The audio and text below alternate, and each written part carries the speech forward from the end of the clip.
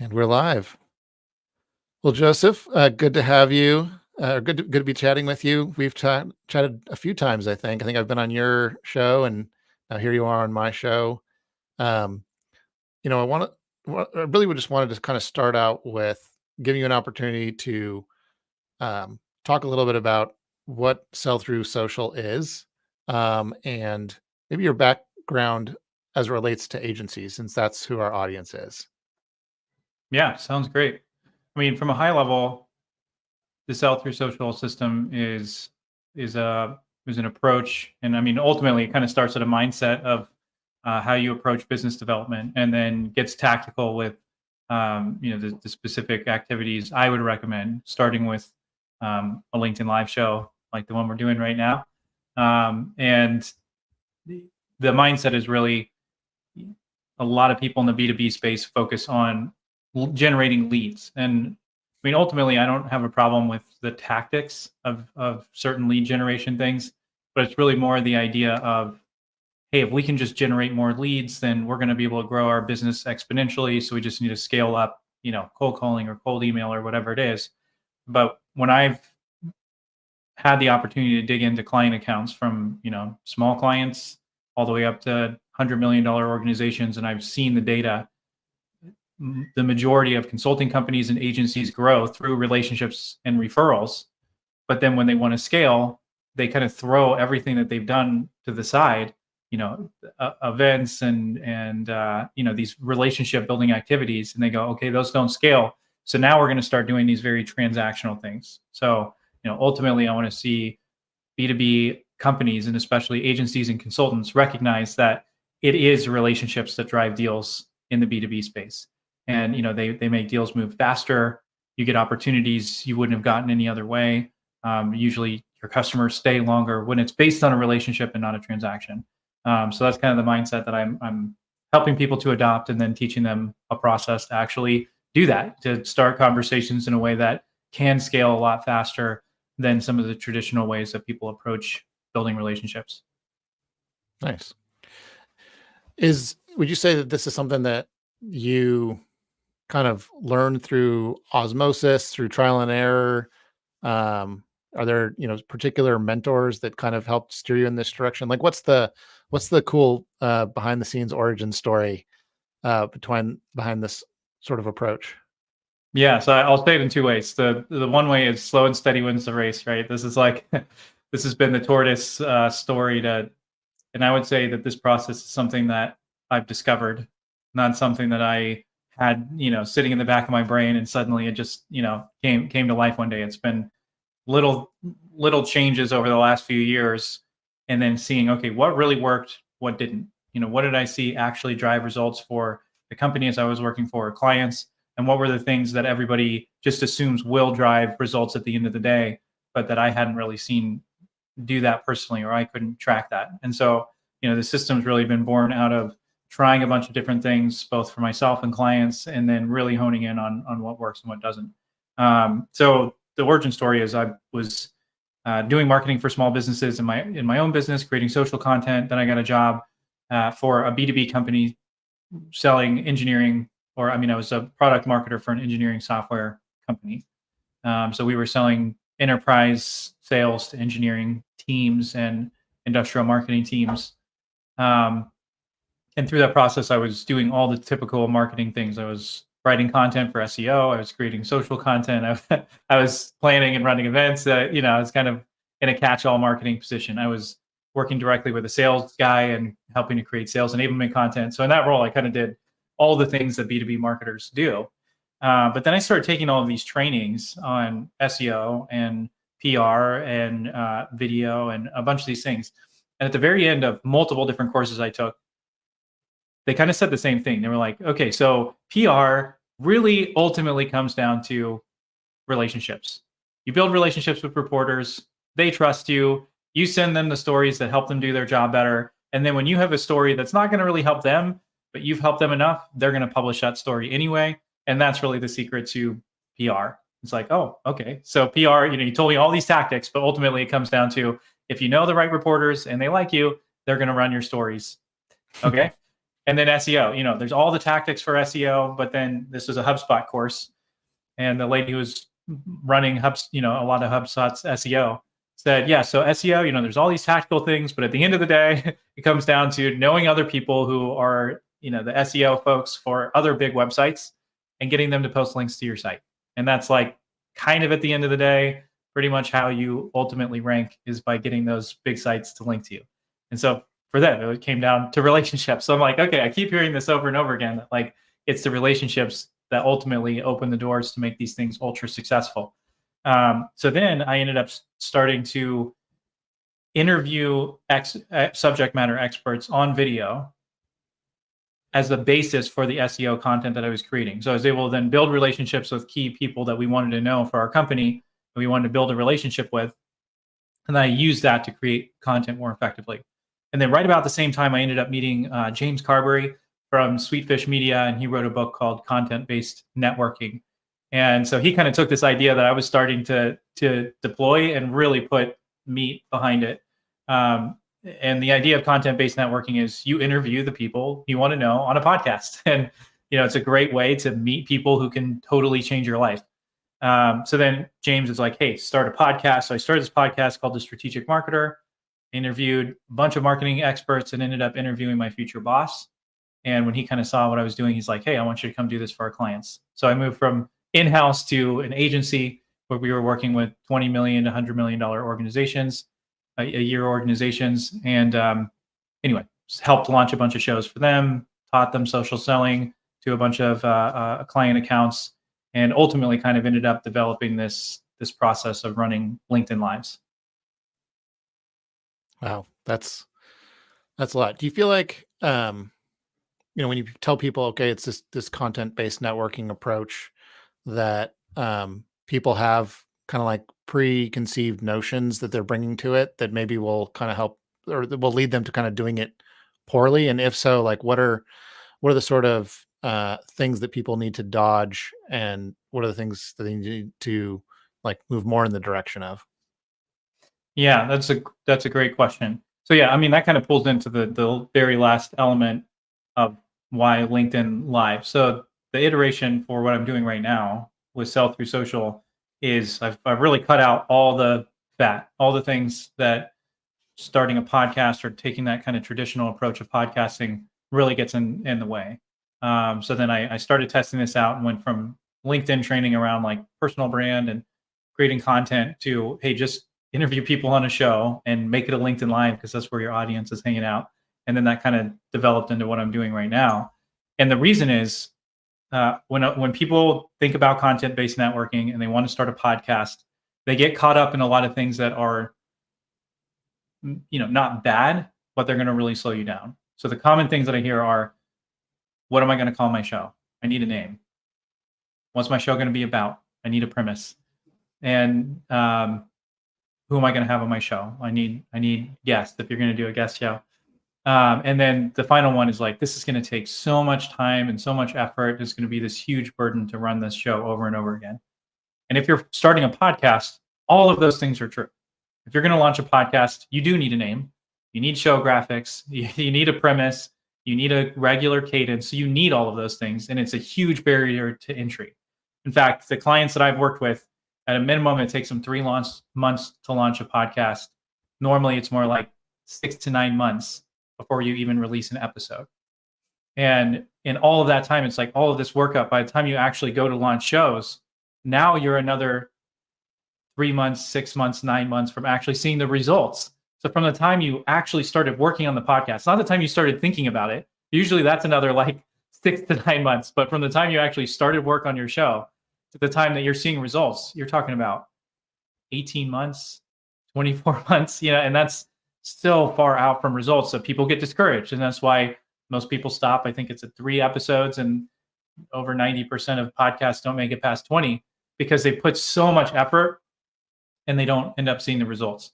So the value of launching a LinkedIn Live show like what we're doing right now versus a podcast is you can pick a guest, somebody that you already have somewhat of a relationship with. It could be a current customer that you want to build a deeper relationship with, or a referral partner, or a colleague that you worked with before that you want to build relationship with, invite them on a show next week, put it on the calendar. Now you have a show. You didn't need a name to launch it. You get on Canva and create a background for it.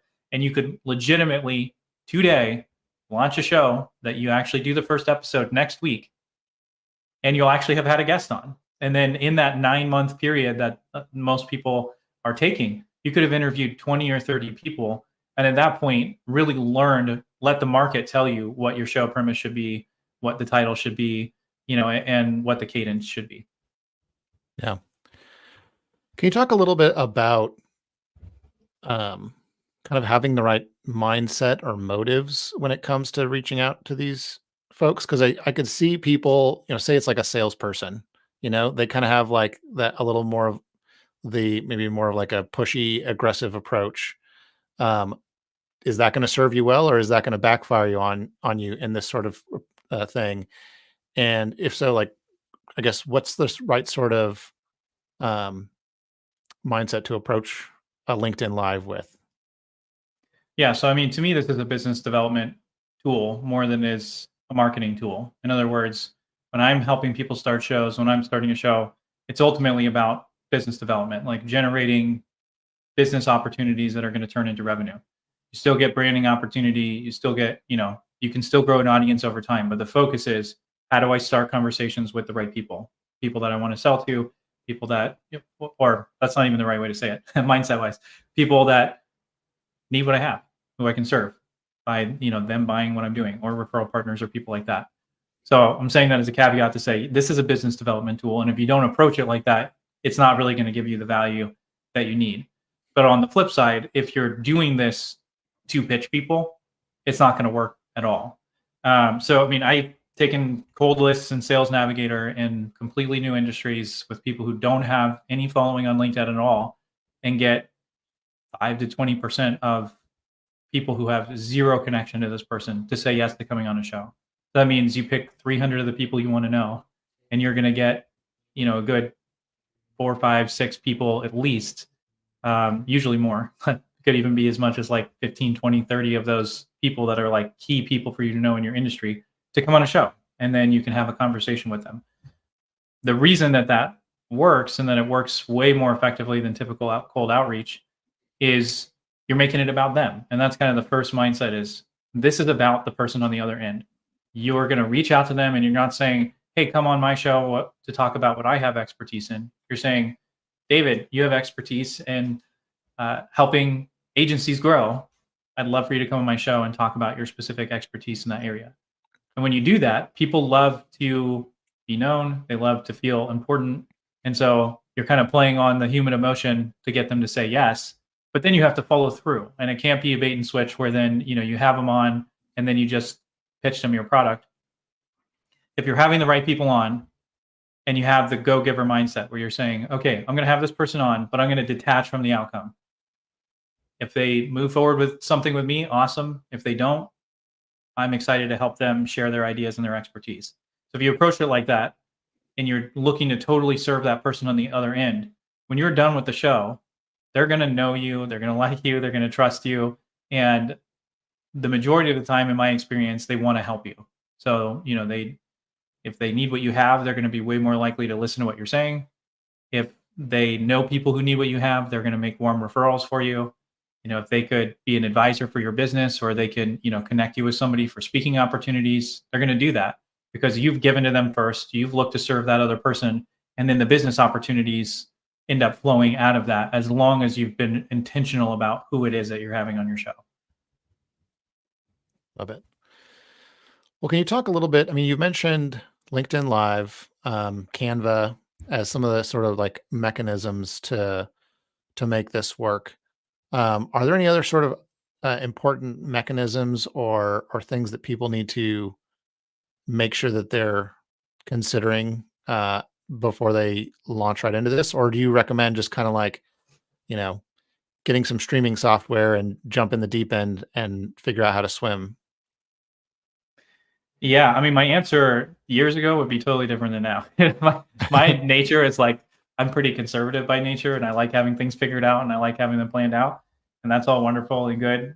But I've found the more that I just dive into things before I feel ready to do it. And I let the market tell me which direction I should go, and kind of let the market be the guide of how deep I should go in one area or the other. I've actually closed business that way. So back in the day, kind of my origin story ultimately is I was running a small business and I found a problem that I knew that clients had. They were telling me they had this problem, and I created this course. I spent 3 months doing it. I built out a membership website. Like, it was awesome. The content was great. It solved the problem, but nobody bought it from me. And I ended up spending a ton of time and energy on something that nobody ended up, they had the problem, but it wasn't something they were willing to pay for. And through that experience and like multiple other experiences that either I made or watched people I worked for make, the longer you spend prepping and planning for something that you haven't actually validated in the market, the more likely it is that you're going to waste an incredible amount of time and money. And so to me, just do it, man. Like, StreamYard, if you're interested in launching a show, well, first of all, shameless plug, I'm launching another Launch Your Show. I'm doing a Launch Your Show in 30 days training coming up here. So if you want to launch a show in 30 days and you're like, I'm just going to do it, then I'll help you do it that way. Or, shoot me a note. I'll send you a video that walks you through how to set it up on StreamYard, LinkedIn, and kind of walks you through the whole process. And you could just launch a show that way.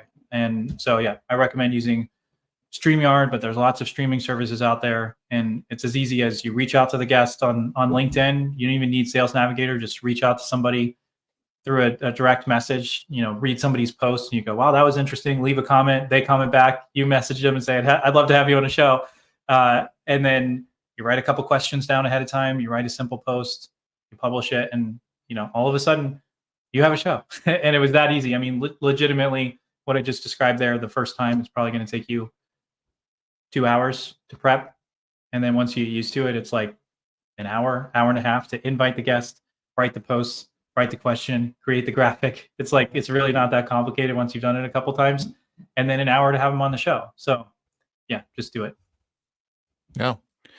Can you talk a little bit about the, there's obviously like the recording the day of, that sort of thing. Have you done anything as far as like repurposing, like basically getting more mileage, and extracting as much value from that conversation outside of the conversation itself? Like, are there any, like, I guess, what are the secondary benefits of these sorts of conversations? Yeah, I mean, so I'll say this in a couple different ways. The first thing is, what size of company are you and what's your budget? Like, if you're a solopreneur, you have no time and no budget, and you just got to sell. I'll give you an answer. And then, if you have a team and you have a budget, I'll give you another answer. So answer number one is, if you don't have time and you need to make sales right now, don't repurpose your content, because it's going to be way more effective for you to have another interview in that same amount of time it would have taken you to repurpose that than to repurpose it. Like, you're going to get way more value out of having more conversations. So early on, and when you're first starting, I would say lean towards having more conversations more frequently, and don't worry as much about growing an audience, getting extra mileage out of your show, going crazy on promotion. Now, the longer that you do it, or the more budget or the team you have, then you can take the recordings and you can, cut clips out of them. I mean, for clients I was working for in my previous job, we'd be getting 3 to 5 clips, and you could really ultimately, from a 30-minute interview, usually get 8 to 10 clips if you wanted to. Cut those up for social. You can use tools like Munch, or, and David, you probably know the other one. What's the other popular? Opus Clip. Opus Clip, yeah. Yeah, and there's a bunch of these AI tools that could cut clips for you. You could do it that way. You could use Descript and go through and cut them yourself. That's usually what I do personally. Is if I'm going to cut clips, I use Descript, and you can create some templates pretty easily in there to make them look cool. So and then you can have social content that you're using on YouTube Shorts and TikTok and LinkedIn, and get way more mileage out of it. And where I've actually seen the most benefit come from cutting clips is when I send them to the guests and say, hey, you don't have to post these, but I just want to give these to you, as a bonus for the show if you want to post them. If one of your guests posts that, you're going to get way more traction on the show. And let's say that this is a client account, and I had this happen, and it's like the VP of sales at a client account, and they post about the show. You know who saw that? Every single person in their company. And so, you're wanting to get exposure inside of a company.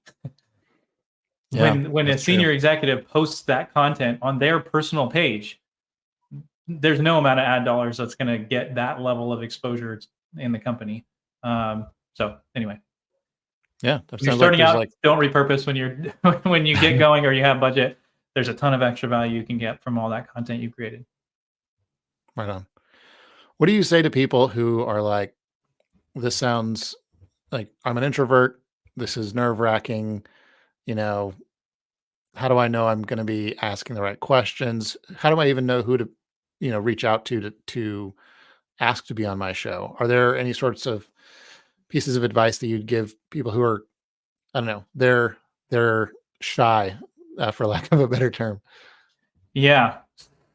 So this is my friend John Joyce, and he kind of addressed this himself. So he said, well, he calls me Joe because we know each other for a while. But Joe, I think your concepts and approach to social selling are really unique and powerful. I've adopted your approach in my own efforts, and it's not only effective, but it's fun to know people. And I'm a total introvert, so that's saying a lot. So I mean, even for an introvert, a lot of times having one-on-one conversations is different than like getting up in front of a group and speaking, or going to a networking event. So basically, this process gives an introvert the ability to handpick who they want to talk to, and then not have to go to a networking event to meet them and do all the small talk and all that. And then you have a really specific purpose for having that person on the show.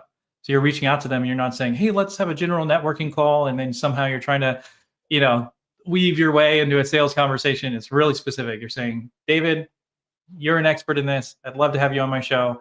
And the show is focused on that, and it really helps keep the guardrails on. Um, and so I found that a lot of introverts actually really love this process because you're having really great one-on-one conversations and kind of skipping all the like chit chat and the things that extroverts tend to like about networking and business development and all that. Um, and then number two, when it comes to who you should have on the show, um, for the first show or two, I would just say have people on that you're comfortable with having a conversation with that person, whether that's a current client, a colleague, somebody that you can just have a good conversation with. And the reason for that is you're going to be more comfortable. And for your first show, it's better that you feel comfortable with the guest.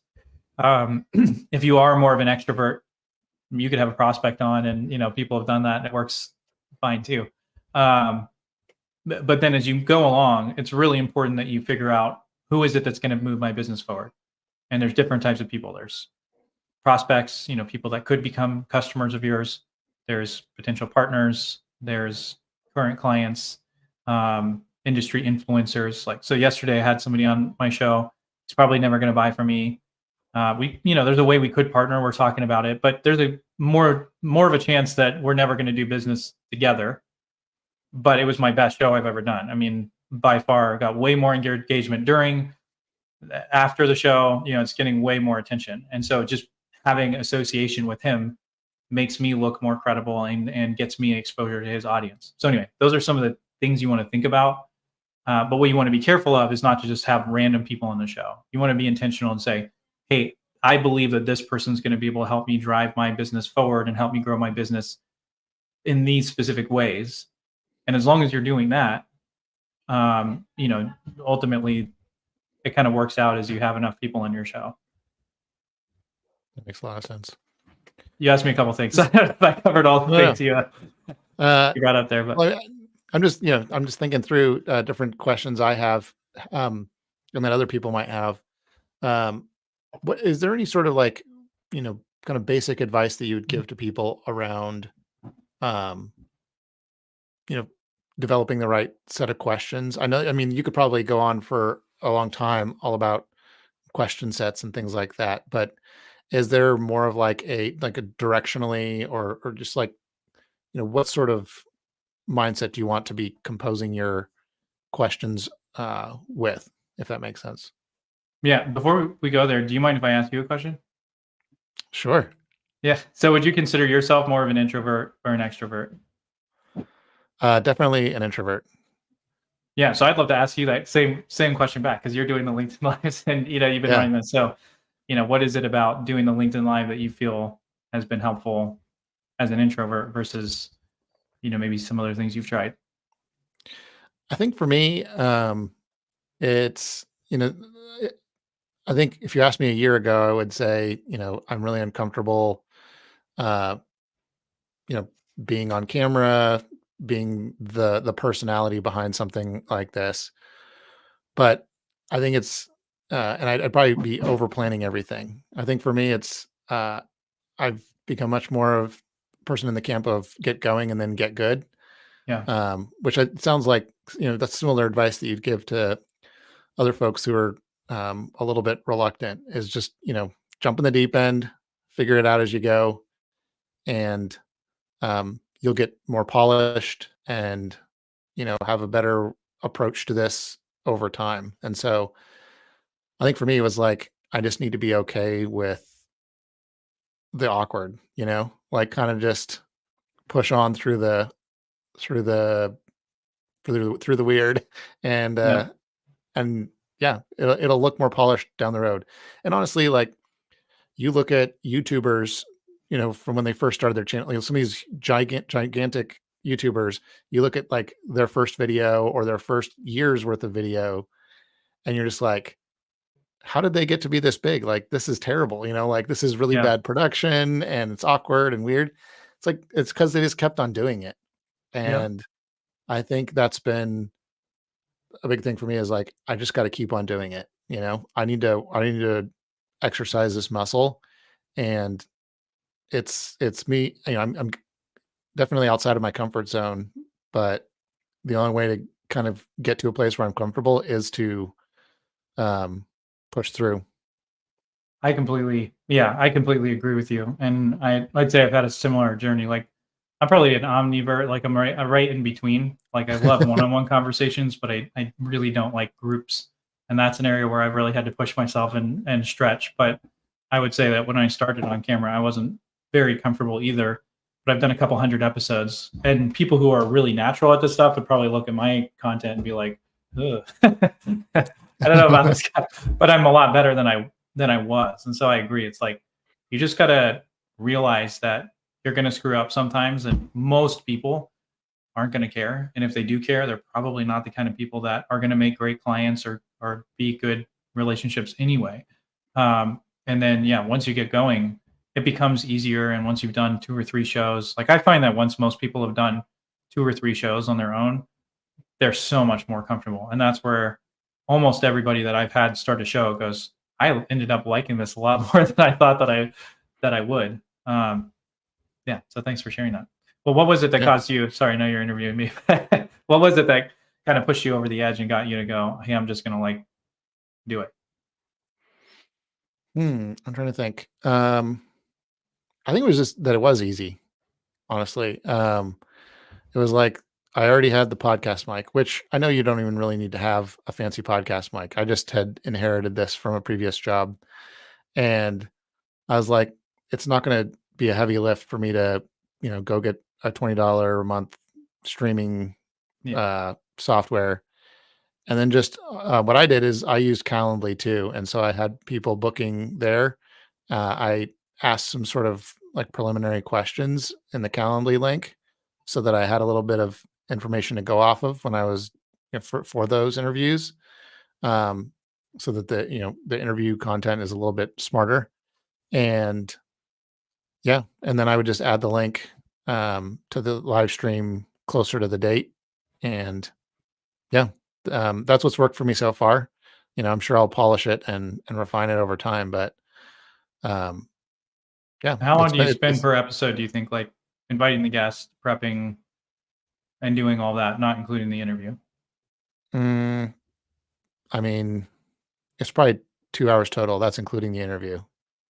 So an hour of prep and an hour of um, actually recording and or talking afterwards. I feel like that's the other sort of thing that we haven't covered a lot, but I think it's been nice just to have kind of off the record conversations with people afterwards. And yeah, I mean, whether or not it's somebody who is asking about like my services, or sometimes it's like, I'll ask about like hey, are there intros that I can make for you?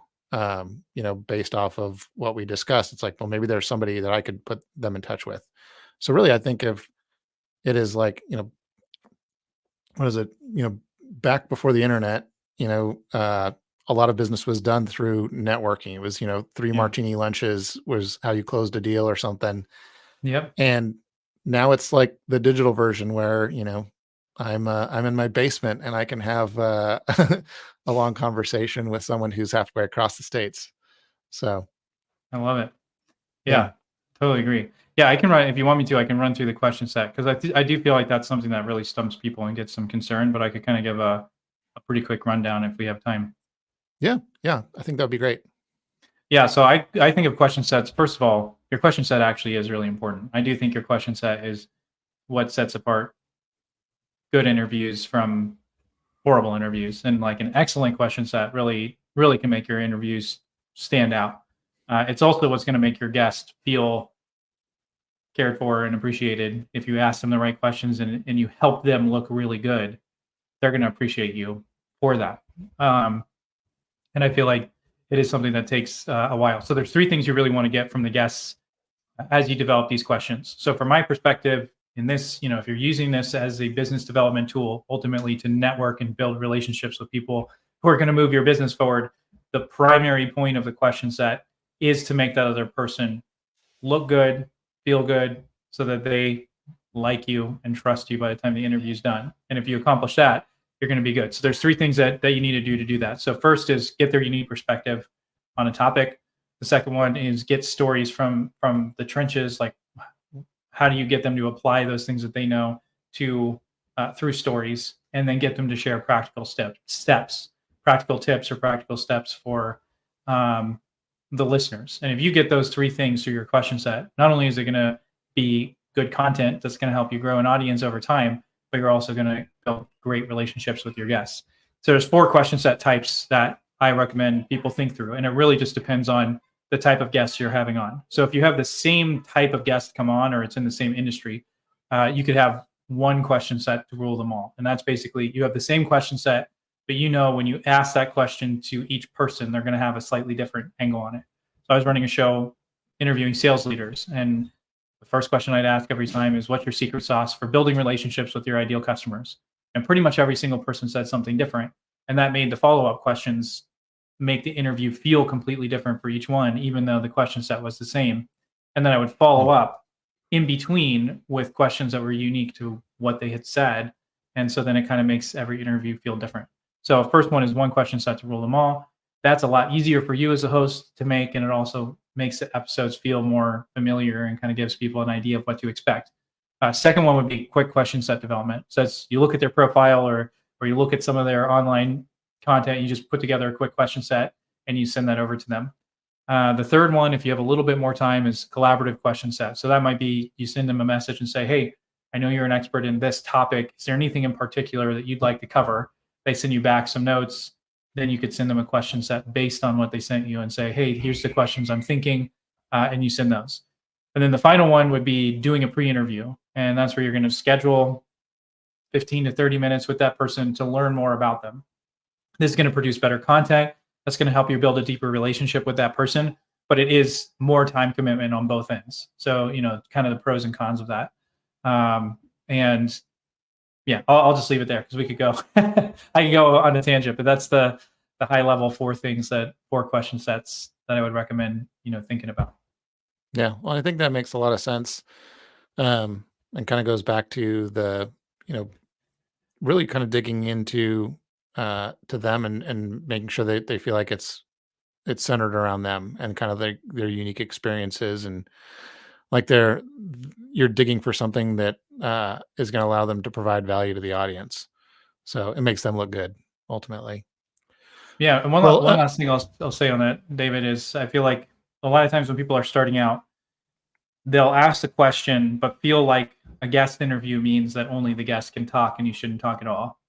And I found it to be more effective. Both, I think it's more engaging for the audience, but also it builds more rapport when you're able to ask good follow up questions, or you can kind of pull the context of the conversation into your next question. So even if your question is something basic like, um, you know, what is the biggest challenge that you see agencies facing? I could take something else that you said and pull it in before that question. I'm thinking of this on the fly without having you said something, but it could be something like, man, you talked about how entrepreneurship is a lonely journey, and as you're talking to these agency owners, they're really dealing with loneliness as a huge issue.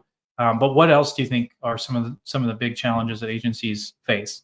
So by doing that, it's kind of, for one, giving your guests the opportunity to think for a second and like have a breather, but then you're also engaging yourself. Or you could tell a personal anecdote yourself and go, you talked about this, I've seen that similar thing in this kind of situation. And you take 30 seconds, 15 to 30 seconds to tell a story that really builds on what they're saying and then let them respond to it. Or you could even pull that into a follow-up question.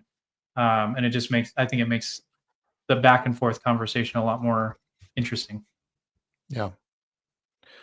Well, related to that, um, I think there's different types of, in conversations, there's the people who listen to, like, because they're waiting to speak next. They're not really actively listening. And then there's the people who are actually listening to what's being said so that they can kind of digest it and kind of respond. Can you talk a little bit about kind of which approach you need, and maybe kind of how people can be a little more active? Yeah. So I'm trying to think of how to respond to that because um, I think that really comes down to mindset. And that's something that shouldn't only be the way you do interviews. Like if you approach business development in the business world with a high level of curiosity, I think you're just going to be way more effective in the long run. Because the more you Mm. go in and you go, I know what I'm talking about. I have great ideas and they're always going to be right. And, I know that my product is great and this person needs it. If you're approaching it like that, there's all kinds of information that could help you actually close a deal or help you tweak your product or your offer just slightly to make it more appealing. There's so many things that you're missing out on. So I would say overall, if you approach business development with curiosity, you're going to win way more often. But then in an interview, it goes a really long way if you genuinely are curious about the other person and you're taking time to dig in and understand them. And I think that's what the interview style show can really help with is most of us want to focus on ourselves. We want to talk about ourselves, our ideas. That's part of why people come on your show, right? But when you purposefully make it all about the guest and them, then it kind of forces you to have that perspective, and they feel that your guests really they pick up on how interested you are in them during the interview, and the more interested you are in them, and the more they feel that genuinely, the more they're going to be interested in trying to help you win in some way when the interview's done. So, I mean, that's kind of the mindset piece. As far as practically, I highly recommend reading the book "Never Split the Difference" by Chris Voss. It's probably my top business book. I think it's incredibly practical. It's a book about negotiation, but he has some tools in there that I find super helpful during an interview. So I forget what he calls it, but I mean, one of them is mirroring, and that's saying the last three words are the most important three words that the other person said. And that's where you can basically ask them to go further without asking them to go further. And so you could just say something like, they finish their statement going, and that's why small businesses should always start a LinkedIn live show. You're like, oh, wow, small businesses should always start a LinkedIn live show. And you just be quiet and they'll keep talking and, keep going on and on and on. So it could give you a second to like kind of dig in a little bit more. Or you could say something as simple as like, oh, wow, tell me more about that. Or, wow, it seems like you have a really interesting story behind what you just said. And then, Mhm. you get them from sharing a tactic to sharing how they came up with that or what the understanding was that led to that. So yeah, the other piece tactic that he uses is, using the words, it seems like, it sounds like, it looks like, it feels like. And if you use those words, you're not saying you had this feeling, but you're kind of getting them to give a more emotional response. So, man, seems like that was a really frustrating situation. And you just be quiet, and then they're gonna elaborate more on that. And I found that those two tools really help you to go a lot deeper without even having to ever ask a question. Yeah, absolutely. Well, Joseph, this has been super fun. I think the agency audience that I have here. I think this is something that really works well and can dovetail nicely with agency biz dev efforts. Um, can you kind of, if people want to find out more about your formal program that you have around this, where you can kind of walk them through how to do this in a more structured way, what where should they kind of follow up with you and find you? Yeah, I mean, LinkedIn, definitely. I'm always on LinkedIn. You can find me there. Sellthroughsocial.com is where my website is.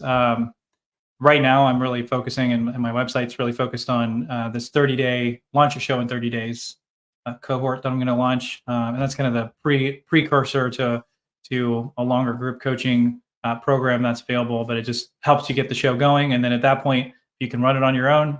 Cool. If you want some extra help, we have further assistance beyond that. So that's 497 starting August 5th. So you could reach out to me about that. And then I do work with clients one-on-one starting at $1,500 a month, and going up from there depending on what you need.